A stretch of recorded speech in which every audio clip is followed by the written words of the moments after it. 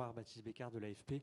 Est-ce que ce soir, par cette maîtrise si tôt dans la saison, vous avez envoyé un message à l'Europe en disant oui, on est bien là, cette saison va évoluer au même niveau que la saison dernière? Bonjour à tous. Ça n'est pas notre intention. Notre intention est de faire les premiers matchs, le début de cette compétition important pour nous. Et je pense qu'on a fait un très bon match contre une équipe qui défend A contre A. Et toujours difficile de surmonter ça. Mais je pense qu'on a mérité la victoire. Oui, bonjour Dominique, c'est vrai que le Parisien, l'année dernière vous étiez passé par les barrages. Est-ce que cette année, finir dans les 8 premiers, c'est un objectif ou ça compte pas?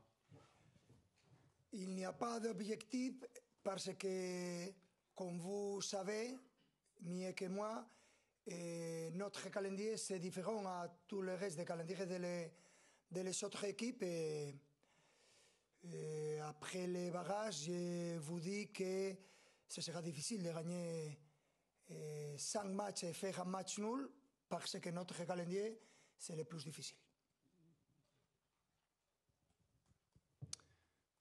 Bonsoir, Philippe Sanfourche pour RTL. C'est une semaine importante avec ce premier match en Ligue des Champions et le déplacement à Marseille. Comment est-ce que vous appréhendez cette rencontre qui va arriver très vite en ayant vu la prestation de Marseille hier et par rapport à celle du Paris Saint-Germain ce soir?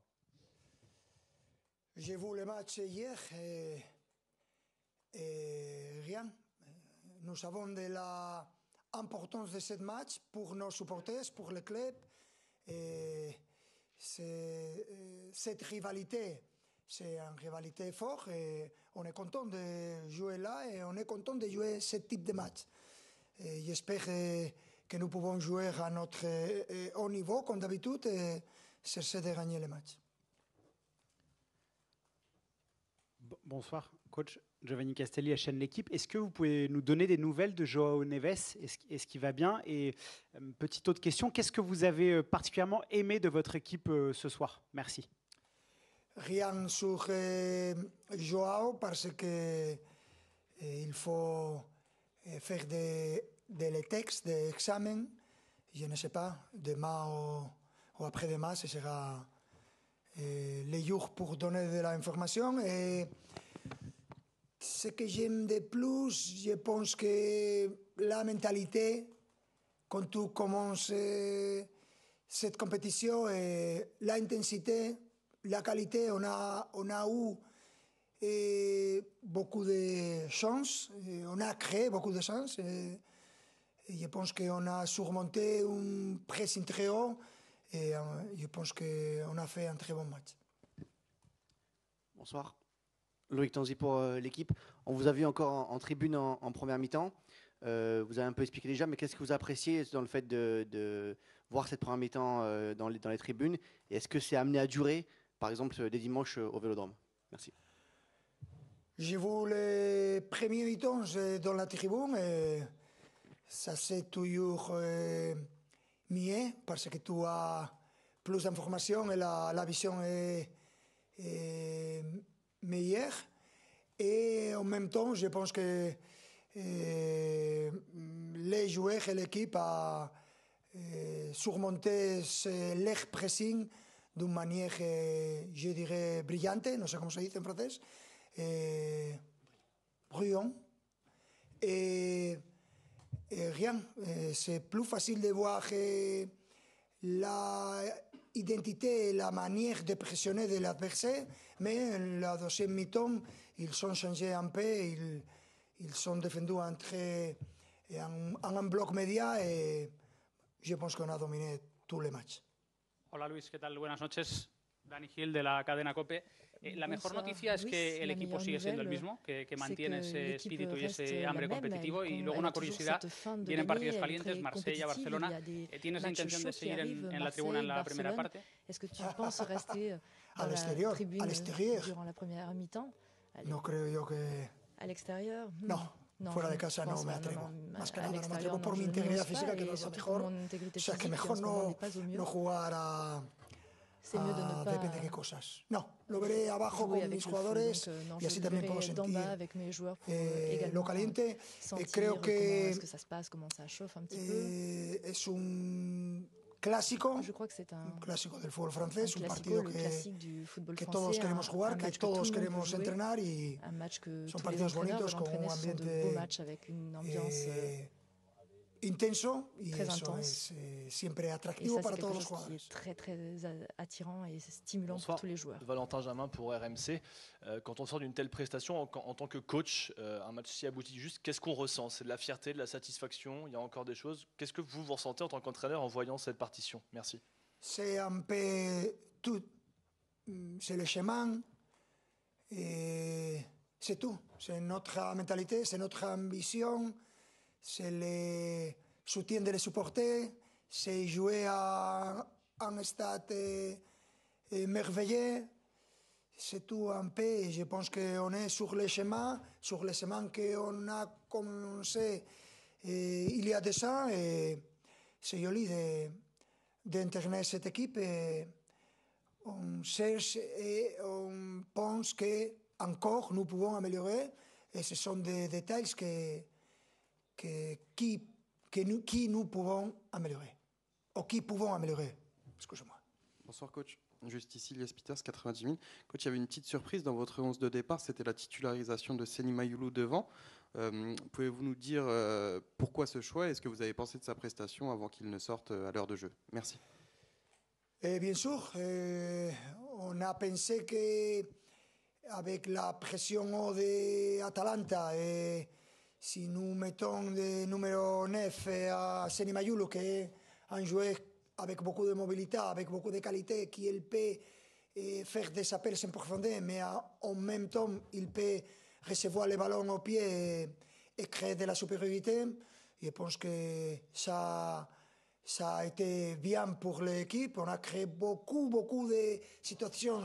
On a créé des chances et on a créé beaucoup d'opportunités. Après, quand Gonzalo Ramos il a entré dans le match, il a été comme d'habitude à un très haut niveau, il a fait un but. Ce sont des différentes choses que nous savons et je suis très content d'avoir beaucoup de possibilités.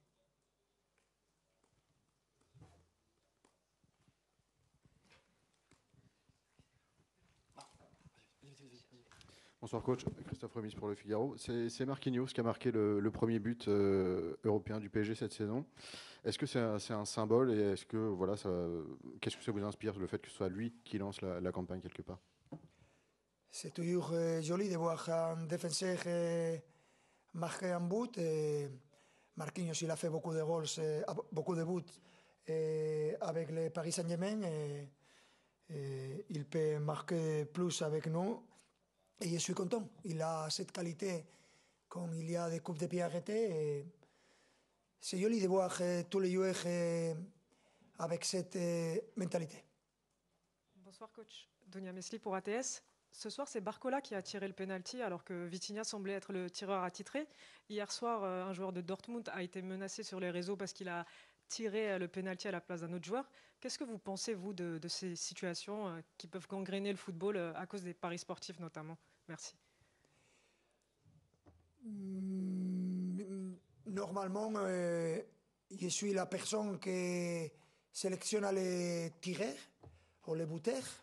Et en ce cas-là, je pense qu'on a montré la saison dernière qu'on a eu beaucoup de joueurs qui peuvent tirer, qui peuvent être les tireurs. Et en ce sens-là, aujourd'hui, on a pensé que Bradley, qu'il a marqué aucun but sur les pénaltys, d'avoir cette possibilité comme davantage. Mais normalement, ces situations, c'est plus pour Vitinha, c'est plus pour Ousmane, et pour Gonzalo aussi, Nuno Mendes.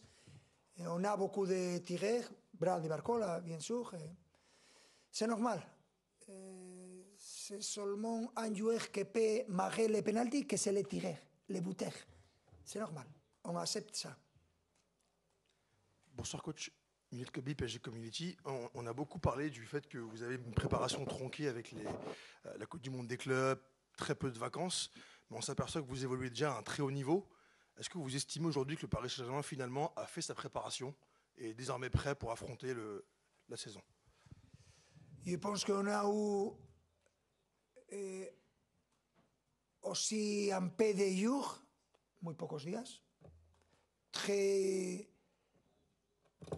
peu de jours de vacances qu'on est encore sur la forme de l'année dernière. Vous avez compris? Et c'est comme ça. On aime jouer à football. Je pense qu'on est prêt pour préparer sa compétition. On est dans le début de la saison, mais il faut penser de manière positive et d'être positif parce que c'est la meilleure manière d'affronter les choses. Dernière question.